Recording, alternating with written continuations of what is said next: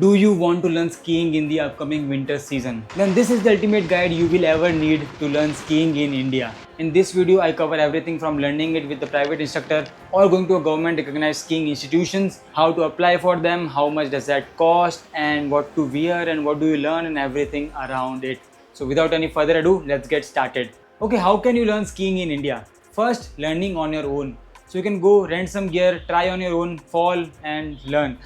And I think this is for the tourist people who are just there for 1 or 2 days and they just want the good photos. So if you are one of those, this video will not help you in any way. So now let's go to the second option, which is learning it with the private instructor. This option is for the professional corporate people जिनके पास limited छुट्टियां होती है, जिनको 5 दिन या हफ्ते भर में सीखना होता है. So this option is a little cost heavy, but it gives you flexibility. And here is how it goes. One instructor can teach 2 to 3 people at a time. हर दिन 6 से 7 घंटे का सेशन टाइमिंग होता है जो नॉर्मली 10 बजे start होता है और 4 बजे तक चलता है. बीच में आपको 1-1.5 घंटे का रेस्ट भी मिलता है. इसमें अगर आपको जानना हो minimum sessions required to get comfortable on this, so that would be 5 to 7 sessions. उसके बाद आप खुद से कर पाओगे, फिर जितना एक्स्ट्रा आपको मजे के लिए करना हो. इसमें आपको गेयर्स खुद से रेंट करने होते हैं जिसका रेंट 500 से 600 रुपये होता है पर डे का. और इंस्ट्रक्टर का जो फीस है पर डे का दैट इज 2500. थोड़ा ऊपर नीचे हो सकता है सीजन और डिमांड के हिसाब से. तो टोटल 3000 से 3500 रुपये ये चार्ज रहता है पर डे का. और फिर अगर आप गंडोला का पास लेते हो तो फेज़ 1 का 800 रुपये, फेज़ 1 और 2 का 1300 रुपये दोनों साथ में. But there is a one drawback to it that अगर आप प्राइवेट में बेसिक स्कीइंग सीखते हो और इंटरमीडिएट के लिए कोई गवर्नमेंट इंस्टीट्यूट को ज्वाइन करना चाहते हो, वो पॉसिबल नहीं होता है. जो गवर्नमेंट रिकॉग्नाइज्ड इंस्टीट्यूशंस हैं वो सिर्फ दूसरे गवर्नमेंट रिकॉग्नाइज्ड इंस्टीट्यूशंस के ही सर्टिफिकेट को मानता है.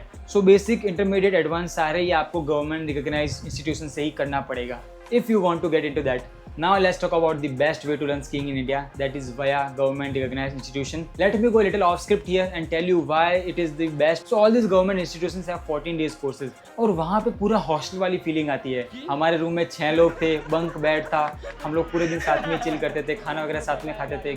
सो पूरा मेरे को मेरे स्कूल के दिन याद आ गए थे. It was very very fun and memorable experience for me. So now let's get back to the track.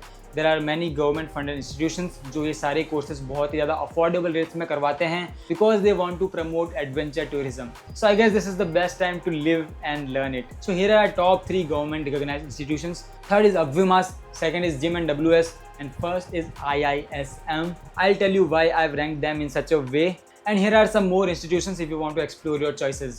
Now third, ABVIMAS. So this is in Manali and Solang Valley. They come under Himachal state government. They are not much strict and आप chill कर सकते हो, बाहर घूमने जा सकते हो, photos ले सकते हो. बाकी इंस्टीट्यूशन में ऐसा नहीं है एक्चुअली. उनके बारे में जल्दी बताता हूँ. उनका कैंपस बहुत एवरेज है बट उनकी स्लोप्स बहुत अच्छी है, थोड़ी चैलेंजिंग भी है. सो अगर आप बिगिनर हो तो आप स्कीइंग जल्दी सीख जाओगे, और अगर एडवांस वाले हो तो आपको मज़ा आएगा. और वहाँ का जो स्कीइंग इंफ्रास्ट्रक्चर है वो भी बहुत अच्छा है, गंडोला वगैरह सब कुछ अवेलेबल है वहाँ. And may be they are soon getting a beater. So beater से क्या होता है कि जो फ्रेश स्नो पड़ी है उसको समतल करने में काम आता है ताकि हम आराम से स्कीइंग कर पाएँ. IISM के पास खुद का बीटर है which is a flex to be honest. And I heard कि they are also getting it soon. Beater नहीं होता है तो स्टूडेंट्स को खुद से ही स्लोप को बीट करना पड़ता है which is very tiring. Yes. Second is JIM and WS. ये लोग सोनमर्ग में अपने कोर्सेज करवाते हैं. This comes under ministry of defence. So you will be learning skiing with other soldiers. So आप लोग स्ट्रिक्टनेस भी एक्सपेक्ट कर सकते हो उनके कोर्सेज के अंदर. थोड़ा टायरिंग और इंटेंसिव भी होता है. Now the first is IISM, which is the topmost institutions to learn skiing in India. I'll tell you why. So first of all, it comes under Ministry of Tourism and they've got a 5-star campus in the heart of skiing capital of India, which is Gulmarg. Gulmarg में सारे national और international skiers आते हैं. वो पूरी जगह बनी skiing के लिए है. अगर IISM के बारे में और बताऊं तो देखो उनका कैंपस 1 नंबर है, सेंट्रली हीटेड है, बहुत सारे TT, स्नूकर, गेम्स वगैरह भी बहुत कुछ अवेलेबल है. मतलब it was nothing less than a five-star property.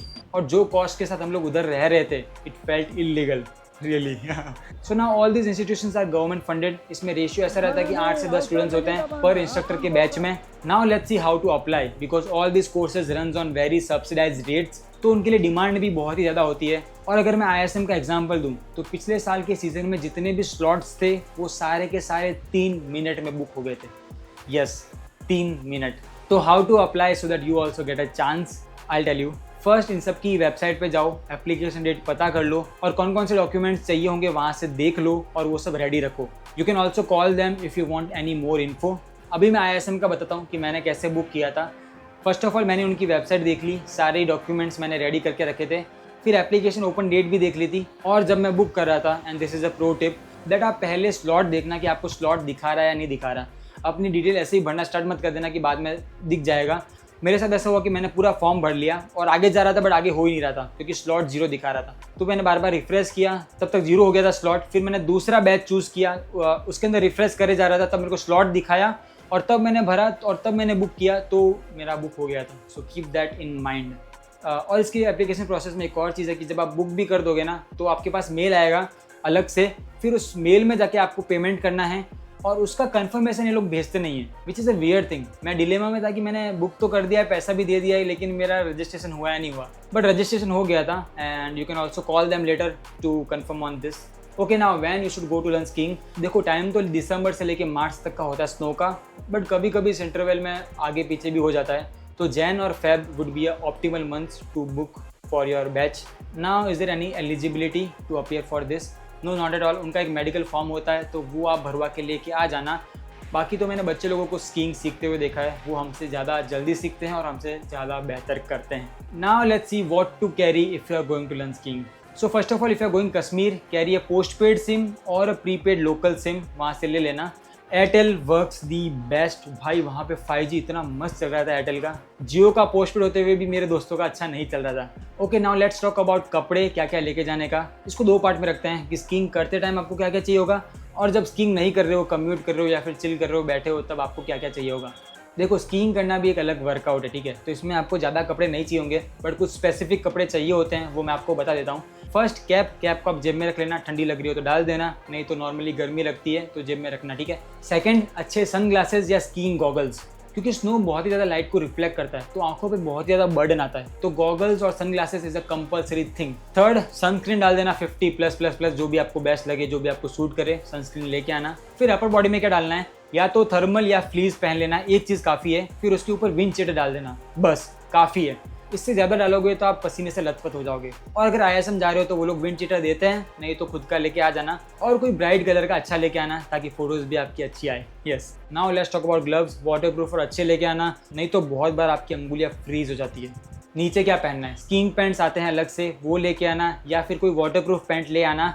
और स्कीइंग करते टाइम नीचे थर्मल मत पहनना, गर्मी से मर जाओगे। फिर सॉक्स, नी लेवल तक के सॉक्स लेके आना, आपका सिम पूरा कवर होना चाहिए सॉक्स से, क्योंकि वो जो स्कीइंग बूट्स होते हैं उनके लिए ये ज़रूरी होता है। और स्कीइंग बूट्स तो आपको गियर्स में मिल ही जाएंगे इंस्टीट्यूट की तरफ से। वैसे इंस्टीट्यूट क्या क्या प्रोवाइड करता है वो भी बता देता हूँ।